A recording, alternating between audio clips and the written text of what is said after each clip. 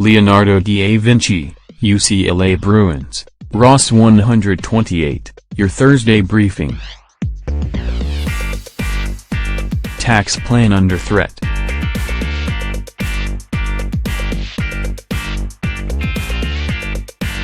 Senator Ron Johnson of Wisconsin on Wednesday became the first Republican to declare that he would not vote for his colleague's bill to rewrite the U.S. tax code.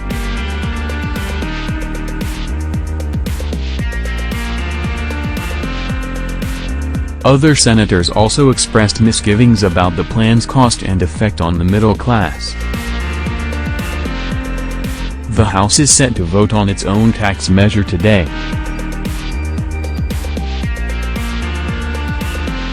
We looked at the key ideas in each proposal.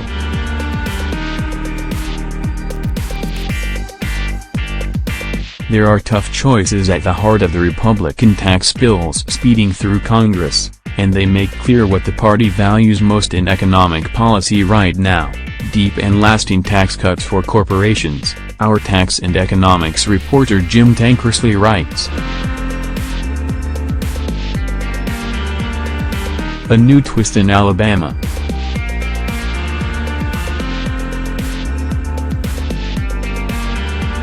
A lawyer for Roy Moore, the Republican Senate candidate, suggested that a purported message from his client, written in the high school yearbook of one of the women who have accused Mr. Moore of sexual misconduct, may have been forged.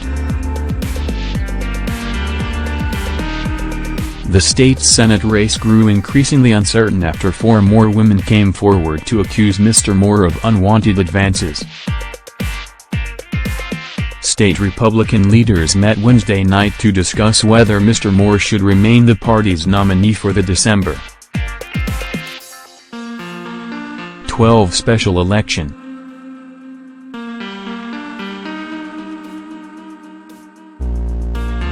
No decision was announced.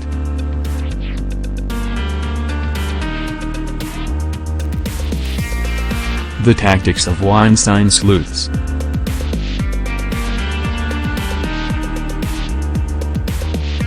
Until 10 days ago, Black Cube, a private investigation firm established in 2010 by former intelligence analysts of the Israel Defense Forces, was largely unknown in the U.S.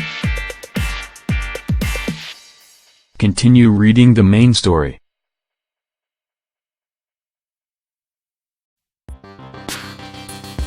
But the company is now in the spotlight after the producer Harvey Weinstein hired it to investigate the actress Rose McGowan, who accused him of sexual assault.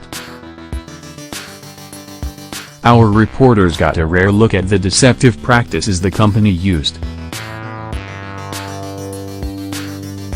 The end of an era in Africa.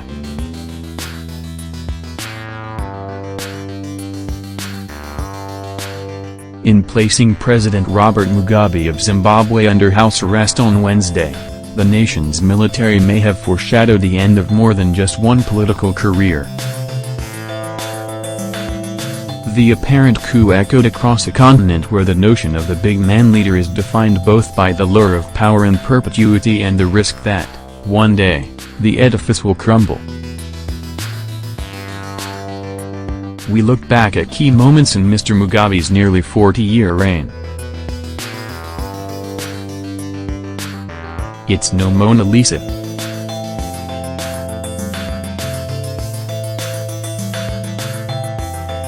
One of our art critics, Jason Farago, assessed Salvator Mundi, the work attributed to Leonardo da Vinci that sold for a record-setting $450.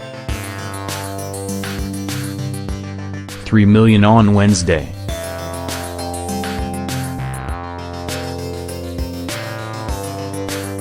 His verdict, a proficient but not especially distinguished religious picture from turn of the 16th century Lombardy, put through a ringer of restorations.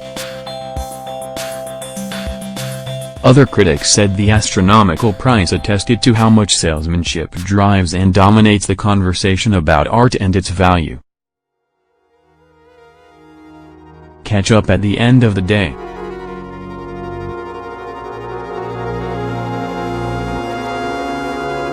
Like the morning briefing? Then consider subscribing to our evening briefing.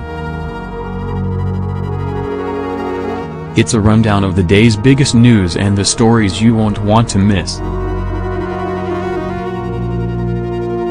Free, right to your inbox.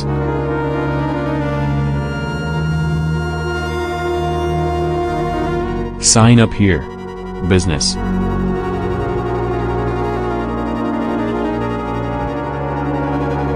It was one of the banking industry's toughest watchdogs during the Obama era. Now, the Office of the Comptroller of the Currency is becoming a vital player in the Trump administration's campaign to roll back regulations. Separately, the director of the Consumer Financial Protection Bureau said on Wednesday that he would leave the agency this month, removing a major opponent to the dismantling of regulations on businesses and on Wall Street. Time Incorporated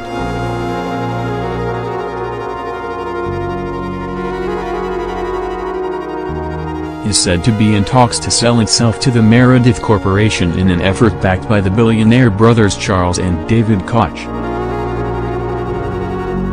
A new phone comes out.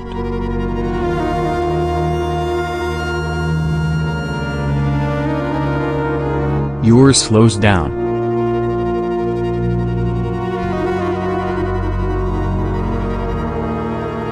A conspiracy? No, our tech columnist says. U.S. stocks were down on Wednesday.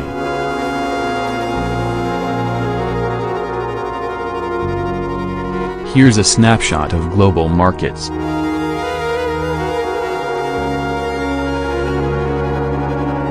Smarter living.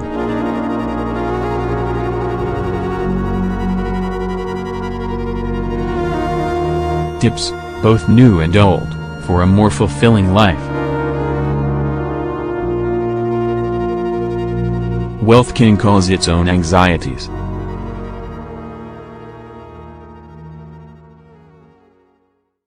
Have a home office? Show it some love.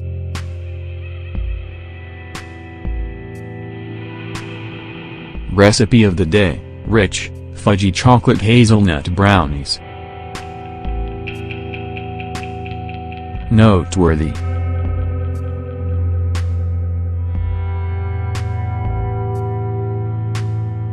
An Austrian village in China.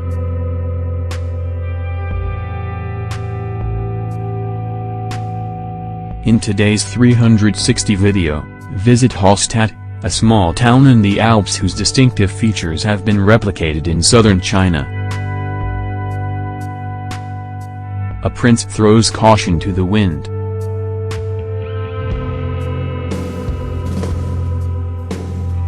Prince Mohammed bin Salman of Saudi Arabia, 32, is taking on members of the royal family, the country's business elite, Iran and Hezbollah. Is he ambitious or simply reckless?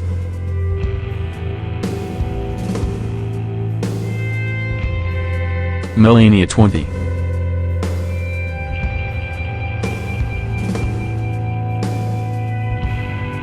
The clues were in the coats.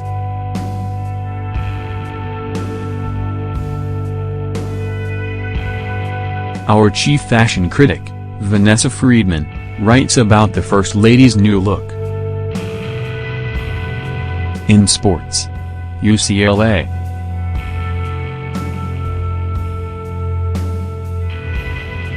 suspended 3 men's basketball players who were detained in China for shoplifting but were released after President Trump interceded. Also on Wednesday, baseball gave its top pitching award, the Cy Young, to Max Scherzer of the Washington Nationals and Corey Kluber of the Cleveland Indians. Best of Late Night TV.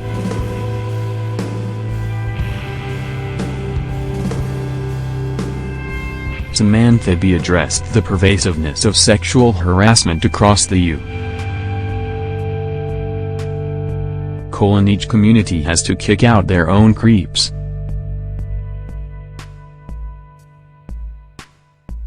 Quotation of the day.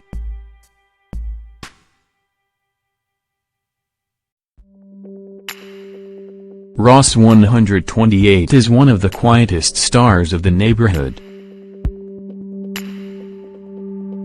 Xavier Bonfils, the lead author of a paper describing the discovery of an Earth-sized planet that could hold the conditions favorable for life. Backstory.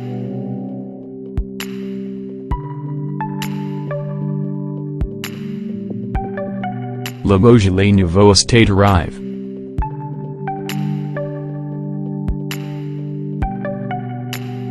Signs bearing these words appear today in restaurants and cafes across France and around the world, indicating that one of the year's youngest wines is available on its traditional release day, the third Thursday of November. https://media1. Pixarch. com/is. Ntpernviewfac 54k Zajotki Sekravverks 1 nig glow and height equals 341. The practice has a long history.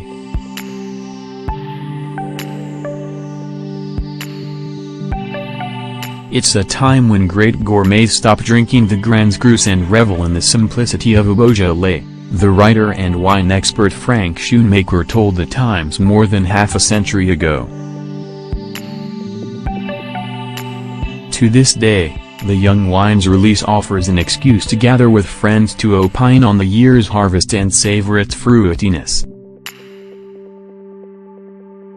If you have some spare time, do read this essay by Patricia Wells on the Beaujolais savored in Parisian wine bars in 1982. The Times first mentioned wine from the Beaujolais region in 1873. In 1955, we recommended it as a good picnic companion. The wines are as light on the wallet as they are in the glass, our critic, Howard Goldberg, wrote in 1987. This frivolity makes them ideal quaffing wines for parties until New Year's Eve, when champagne takes over. Besides, they are so short-lived they should be pretty much finished by then. Patrick Bowler contributed reporting.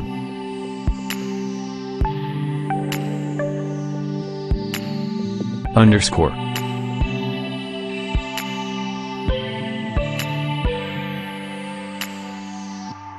Your morning briefing is published weekdays at 6 a.m. Eastern and updated all morning.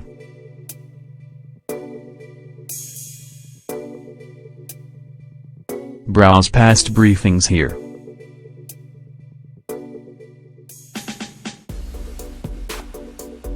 If photographs appear out of order, please download the updated New York Times app from iTunes or Google Play. What would you like to see here? Contact us at briefing@newyorktimes.com.